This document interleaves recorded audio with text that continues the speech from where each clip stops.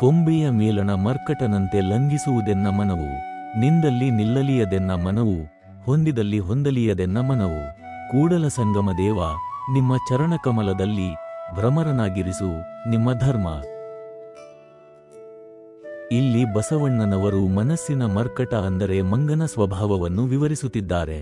ಮಂಗನನ್ನು ಗಮನಿಸಿದವರೆಲ್ಲರಿಗೂ ತಿಳಿದೇ ಇದೆ ಅದು ಒಂದೆಡೆ ಇರುವುದಿಲ್ಲವೆಂಬುದು. ಅದು ಕೊಂಬೆಯಿಂದ ಕೊಂಬೆಗೆ ಹಾರುತ್ತಲೇ ಇರುತ್ತದೆ, ಹೊಸ ಹೊಸ ಆಕರ್ಷಣೆಗೆ ಒಳಗಾಗುತ್ತಲೇ ಇರುತ್ತದೆ. ಆದರೆ ಆ ಆಕರ್ಷಣೆ ಕೂಡ ತಾತ್ಕಾಲಿಕವಾದದ್ದು. ಅದೇ ರೀತಿಯಾಗಿ ಮನವು ಸಹ ಹೊಸ ಹೊಸ ಆಕರ್ಷಣೆಗೆ ಒಳಗಾಗಿ ಕೆಲ ಹೊತ್ತು ಅವುಗಳ ಬೆನ್ನು ಹತ್ತಿ ಅಲೆದಾಡುತ್ತದೆ.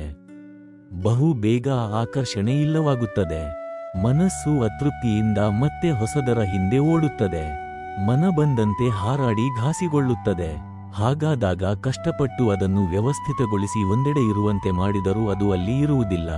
ತನ್ನ ಹಾರಾಟದ ಸ್ವಭಾವವನ್ನು ಬಿಡುವುದಿಲ್ಲ. ಇಂದ್ರಿಯಗಳಿಗೆ ಪಕ್ಕಾಗಿ ನಾನಾ ಕಡೆ ಓಡುತ್ತದೆ. ಅದನ್ನು ಒಂದೆಡೆ ಇರಿಸಲು ಹೆಣಗಾಡಿ ಸೋತು ಕೊನೆಗೆ ಕೂಡಲ ಸಂಗಮನನ್ನೇ ಮೊರೆ ಹೋಗುತ್ತಾರೆ. ಆತನಿಗೆ ಶರಣಾಗಿ ಆತನ ಚರಣಕಮಲದಲ್ಲಿ ಭ್ರಮರನಾಗಿರಿಸು ಎಂದು ಕೇಳಿಕೊಳ್ಳುತ್ತಾರೆ. ಭ್ರಮರವು ಅನೇಕ ಹೂವುಗಳಿಗೆ ಎರಗುತ್ತದೆ, ಆದರೆ ಅದಕ್ಕೆ ತೃಪ್ತಿ ಸಿಗುವುದಿಲ್ಲ. ಆದರೆ ಅದು ಒಮ್ಮೆ ಕಮಲದ ಮಧುವನ್ನು ರುಚಿ ನೋಡಿದ ಮೇಲೆ ತೃಪ್ತಿಗೊಂಡು ಅಲ್ಲಿಯೇ ಇದ್ದು ಬಿಡುತ್ತದೆ. ಅದೇ ರೀತಿಯಾಗಿ ತನ್ನ ಮನಸ್ಸೆಂಬ ಭ್ರಮರನನ್ನು ದೇವರ ಚರಣಕಮಲದಲ್ಲಿ ನಿಲ್ಲುವಂತೆ ಮಾಡೆಂದು ಕೇಳುತ್ತಿದ್ದಾರೆ ಬಸವಣ್ಣನವರು.